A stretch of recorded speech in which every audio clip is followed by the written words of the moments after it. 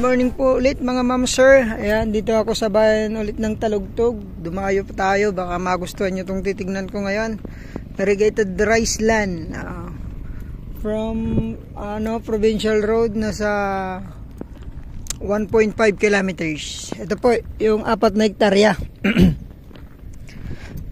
Ito po yung umpisa nya. Mag-umpisa po tayo dito sa dulo. Ayan, ito po. Padiretso doon hanggang doon, tapos doon po sa ating sasakyan. Lumipat po dito, diretso rin pagkanan po doon, tapos hanggang doon din. So may kubo to yung seller, ay yung ating caretaker dito. So ito po yung irigasyon nya. Ayan, nakaharang doon kasi nagpapatupig din sila, pero pagkakailangan, pagka haharangin, papasok ulit.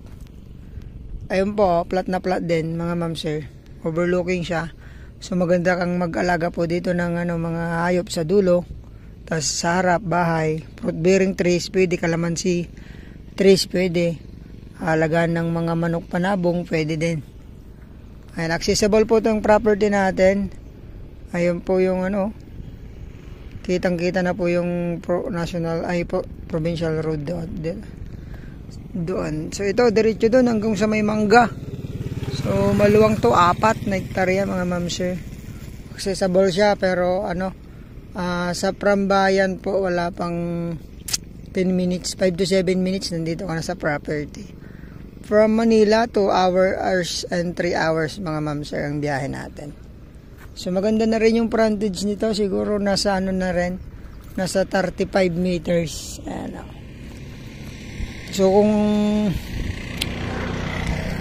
wala pong magtatanim sa inyo, pwede din dito, may mga makukuha po tayo. Re-rent na lang.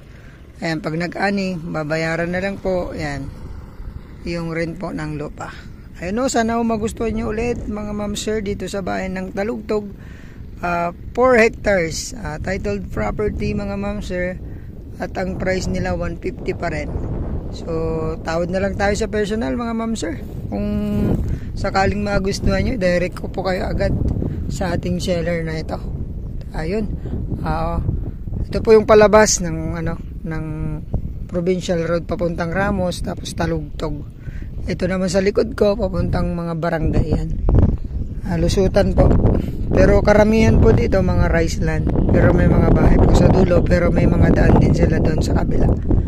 So karamihang dumadaan dito mga farmers. Tapos yung power line nandun na po, power line natin. So pwede tayong mag-farming, mag fruit bearing trees, magtanim, ganyan. O overlooking yung property. Malayo po sa pollution. Ayan. So ayun, maraming salamat po. Sana magustuhan nyo. Bayan po ng Talugtog, 4 na hektarya, 150 per square meter po nito. God bless po sa inyo. Ingat po kayo palagi.